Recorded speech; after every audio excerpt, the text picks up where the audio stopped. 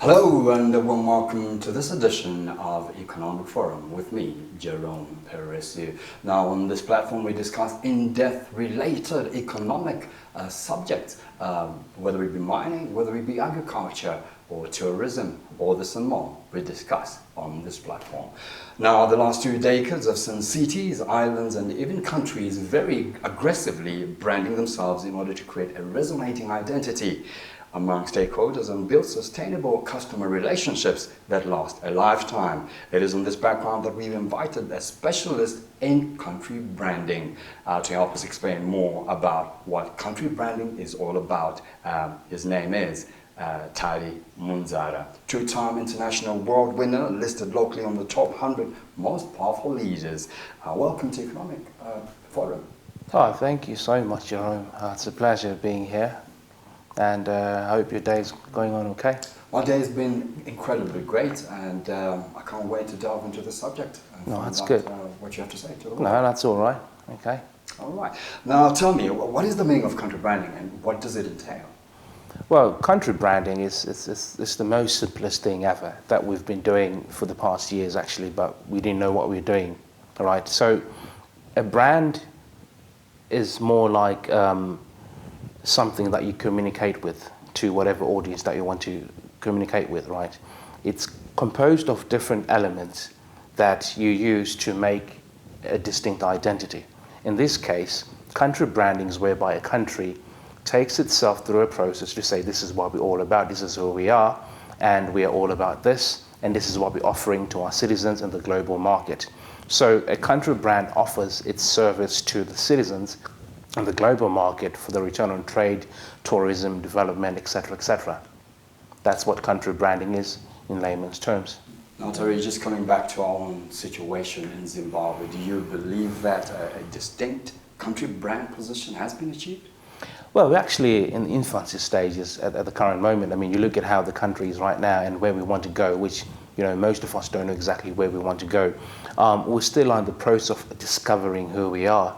We're still in the process of trying to create or manufacture or, you know, engineer what Zimbabwe really is all about. And at the current moment, if you were to ask me what's being a Zimbabwean, I don't really know, because we still are in the process of finding ourselves. So it's actually a long process. I mean, if you look at other countries like United States, United Kingdom, they are where they are because they had to go through their own process. It's like when a baby is born, the baby doesn't just come out of the womb and say, "Hi, mama," you know. The baby comes out and they go through a process and stages. So I believe that Zimbabwe, as much as we want to be like the Americans or the British or the Australians, we're still in the process of creating our own brand. But then again, so much needs to be done in terms of creating that particular brand. Now, on that very same subject, what's been going on in terms of citizen and government participation? Do you believe that we've done enough? Well, the current situation is that the government and the citizens both need to, first of all, understand each other and understand what country branding is. So if you ask a normal person, or should I say a lay person, to ask them what country branding is, they don't really understand. You probably ask somebody that works in government, they don't understand what country branding is. So at the current moment, there hasn't been anything tangible or something that is very comprehensive to say, this is what country branding is, and this is how we can participate. Because as far as participation is involved, a government is supposed to facilitate what the citizens require, and citizens are also supposed to facilitate what government requires from them. So at the current moment, there's communication breakdown. So citizens don't know what kind of brand they want. Probably in their heads they know, but they're not saying. Government probably knows the kind of brand that they want, but they're not really communicating to say, hey guys, let's do this. Let's take this direction. This is how everybody can participate. So there has to be communication between government and also the citizens. Then everybody can play their fair part. If we look at things, I mean, people think that branding the country is the president's job, or it's the minister's job, it's the MP's job. But then again, it's everybody's job, you know. Everybody needs to take active involvement to make sure that they contribute in their own small way. Imagine if 10 people today wake up in the morning and say, we want to brand this country, and every day they do it. then 100 people do the same thing, 1,000, a million people do the same thing. That means that if a million people can actually influence the rest of the population to brand this country, and we'll come up with an identity that everybody can resonate with, and we can all be part of the ecosystem working together towards a country brand. Well, it appears that we've been in this catch-24 situation for a long time. Yeah, yeah. You look at countries like Singapore, for example. Okay. I mean, the turnaround that was made in that country was done within a space of maybe 10, 15 years. We've been independent for the last 40 years, if my figures serve me correct. Okay. Where's the problem here? Well, see, everything starts in the mind. You know, see, everything that we have in this world started off with somebody thinking about it, and somebody had to write it on paper, somebody had to present it, somebody had to say, yes, this is a good idea, and somebody had to process it. So you find that where we are as a country, we're not really applying our minds effectively as a collective, because everybody now is rushing on the issue to say, oh, I need to feed my family, and I need to make $1 today, I need to make $1 tomorrow. But then again, people are not really thinking about the future. People are not thinking about tomorrow. We're thinking about today. So when we think about today, we can never think about what can we do tomorrow for our brand, what kind of future do we want for our country. So at the current moment, comparing with Singapore, United States, etc., remember I spoke about a process. I mean, everybody, even the human being, needs to go through their own process. I mean, you never knew who you were. Probably took some years to know that you could be on television. You know, it took me some time to be a public speaker, but I've always been speaking ever since I was a baby. But then again, that's where we are right now. Self-discovery. Zimbabwe needs to discover itself, because right now we don't know who we are. So that's why other countries were quick enough to discover who they were. Singapore has brilliant customer service. You know, you get to Singapore airport, everything is nice. In the streets, it's clean. Singapore is open for business. But then again, you can't compare Singapore with Zimbabwe, because we still are in our process. You know, even if you look at the Bible itself, Moses took the Israelites through a process, and we're still in the process. That's where we are. But then again, despite the process, we need to make sure that we expedite the process to make sure that we catch up with the global market. Because you see, the global market is one big, huge supermarket. So everybody's like, oh, where'd you talk? I want to go to this country. Where should I go shopping? This country. Where should I go for skiing? Where should I go? Where should I invest my money? And Zimbabwe's brand is on the global market. But then again, we need to do so much more to think better and to apply our minds better to make sure that we create something that we love and something that the global market also loves. I like what you say, that we need to obviously then look at issues like investing. But are we investing in the right places? Because, you know, we're talking of a 70% percentage of young people who are really the future. Are we investing enough in education, in educating them of what it means to brand a country? Well, we're not doing much, currently. I mean, if you look at how things are, everything is like in structured education. You see, structured education can only tell you 1 + 1 is 2. But it can't tell you 1 + 1 is 11 or 5 or 6. So as a country now, we need to have programs, ongoing programs that actually teach citizens how to be a citizen. How can I contribute towards my city or my country? So I think that's where we need to actually invest in citizen education. You know, citizen education is not about taking a course. It's just information and relevant programs, community programs, coming together and being on the same page and creating something. Sorry, I will have to hold your thought as we take a short break. We do take a short break right now, but do join us when we return.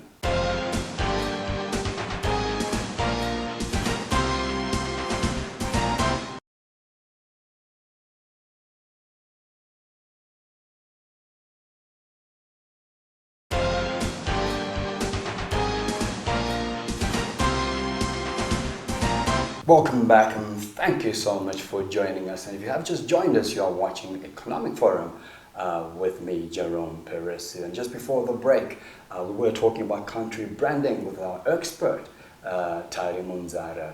Now continuing, TARU, just going forward, let's bring identity, let's bring a deeper understanding to what country branding really is about, and let's delve deep into the individuals themselves.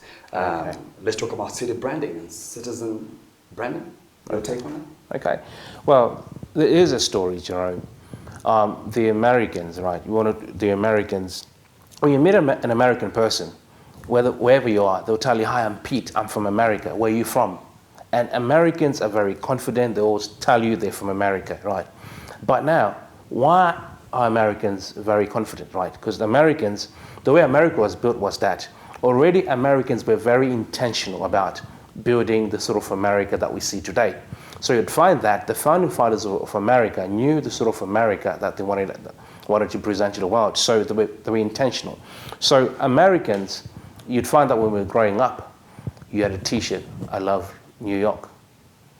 And it was cool to wear. You know, you remember back in the days we were kids, and then you've got the Eiffel Tower in your house, then you've got the Great Wall of China, then you've got the London Bridge, and we thought these were just fashionable things. But then again, these things were programming our subconscious mind so that we can buy into their brands.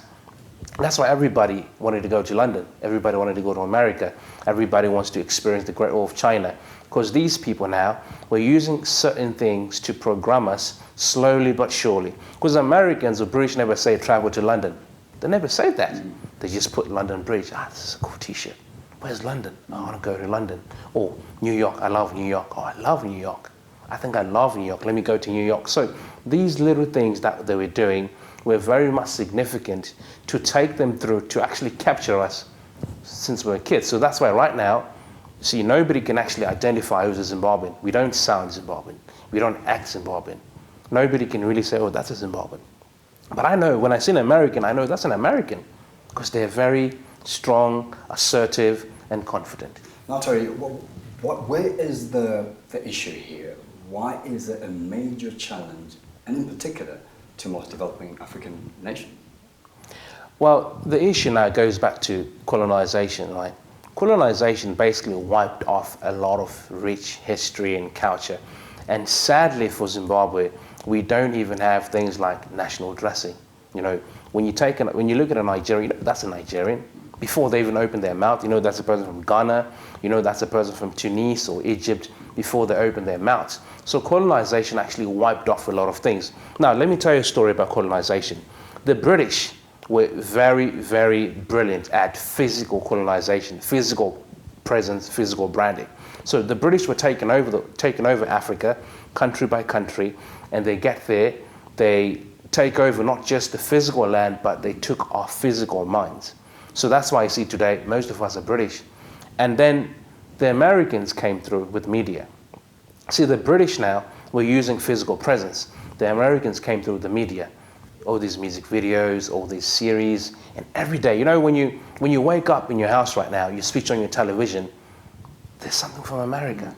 And ask yourself, are the Americans playing something from Zimbabwe? Are the British playing something from Zimbabwe? No. So the Americans took us over via media, the British took us over physically, and then that's why we lost our identity to develop our own country brand. So that's why right now, most of Africa right now, it's like a subsidiary of the United States or UK or France, because we still are recovering from colonization in terms of our mentality. So which is why we're not producing so much in terms of exports and ingenuity and creativity, because we rely on the Western and the Eastern market. Right now, imagine the tooth, after I eat meat, the toothpick I'm using is from another country. The car you'll be driving, made in Japan, made in Singapore. The television reality series that you're watching from America. The clothes that you're wearing, made in China, made in Bangladesh. Now, who's wearing a made in Zimbabwe thing? Nobody. Not so many people are wearing that because we're not producing. So hence, the moment we're not producing, it means that we're not developing, because production is what sets a country's tone. Production is what makes a country have a stronger GDP in terms of economic issues. So that's why we're struggling up until this day. Now, we know that in any nation, the most resourceful sectors are the private sectors. In any developing nation, whether it's a developed country, the private sector plays a significant part in contributing towards country branding. Are our private sector or is rather the private sector in Zimbabwe playing their part? Well, you know, private sector has always been a economic driver, and also a branding driver for any other country. Right now, look at brands like Reebok, Nike, Samsung, Facebook. Those are all private sector, and those are all things that have been drawing us to go to these countries or travel or want to shop from these countries. So private sector really is a very key driver and enabler in terms of building a country brand. So you'd realize that private sector in this country, we more like relying on other people's products, because like I say, we're not producing anything. So the moment there's no production, my friend, it means that nobody's going to aspire to say, oh, I think that shirt from Zimbabwe, I want to wear it. Because who's wearing that shirt? Or the milk from Zimbabwe, or the bread from Zimbabwe, or the sneakers from Zimbabwe, the car from Zimbabwe. So private sector is a very key enabler in terms of branding a country.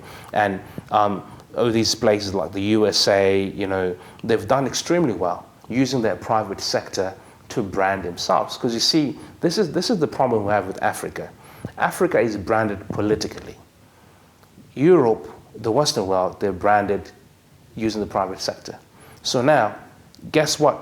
A prospective buyer would look at really. They would want to look at a situation whereby they're not involved in matters that probably are political. People want to involve themselves in private sector issues, because private sector, the entrepreneur is the one that's providing most of the solutions for this world, not the political sect.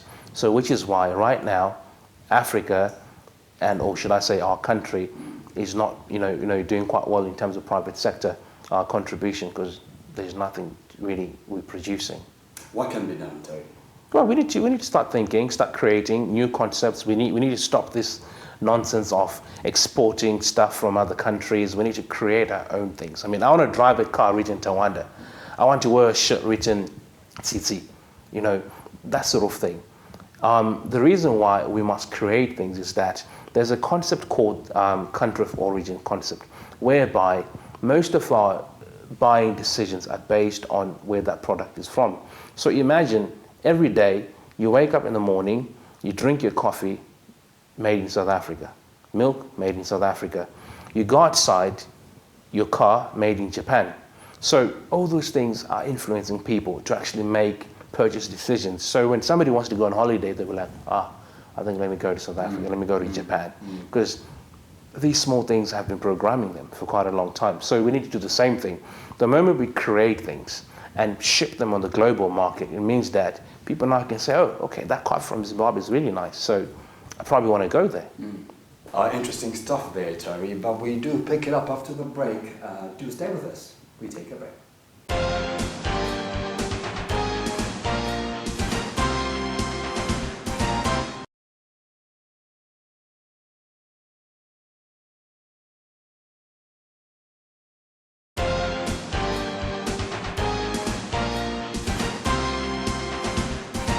A very warm welcome back to Economic Forum, a platform where we discuss economic-related matters. And thank you so much for joining us.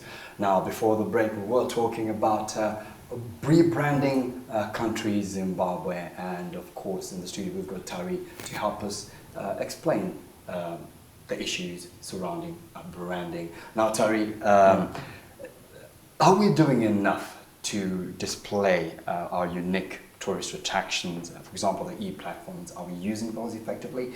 The media, for example, I remember this one man, the famous actor, the Mkarura family. They did a lot to brand Zimbabwe, but we don't speak of him anymore.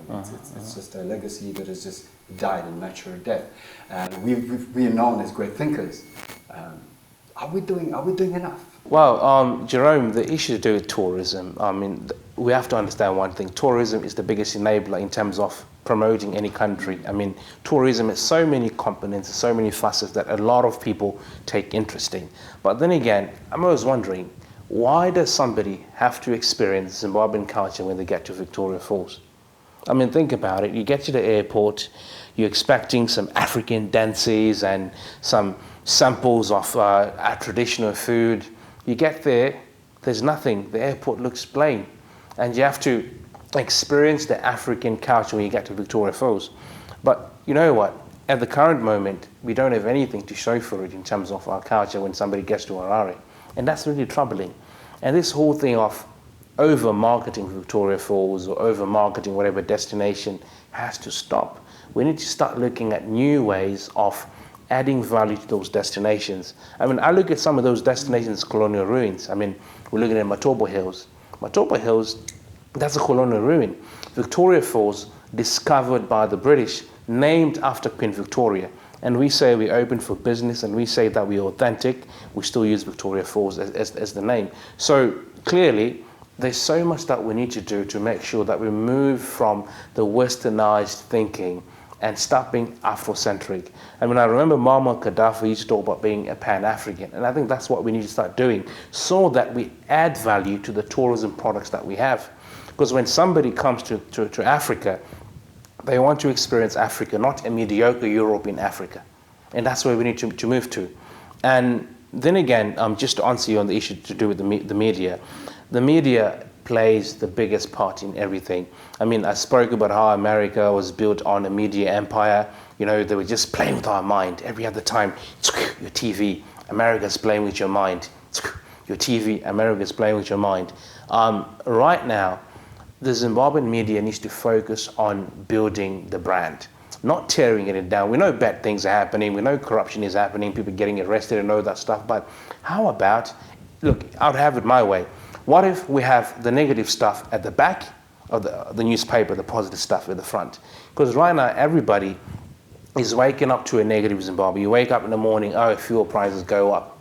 You wake up in the morning, oh, somebody stole XYZ money. You wake up in the morning, oh, this is not coming back. I mean, that has so much effect on people's subconscious mind because we are being branded negatively by the media. And the media is actually installing us with negative software. You know, what if the media starts writing positive stuff about some kid who made something from nothing? How about the media talking about how we're developing ourselves? How about the media talk about these little things that we ignore that we think are not important? And these are things that somebody in the UK or somebody in New York or Dubai can actually read about and say, oh, Francis, what's happening in Zimbabwe? It's a positive place. I want to invest there. Oh, it's a positive place. I want to tour there. Sorry, there's a saying that goes, great minds think alike. Yeah. Great minds have certainly reformed nations. Mm. Now, where are these great minds? Oh, I'm actually here. I'm here and you there, you know, and a couple of people behind the scenes.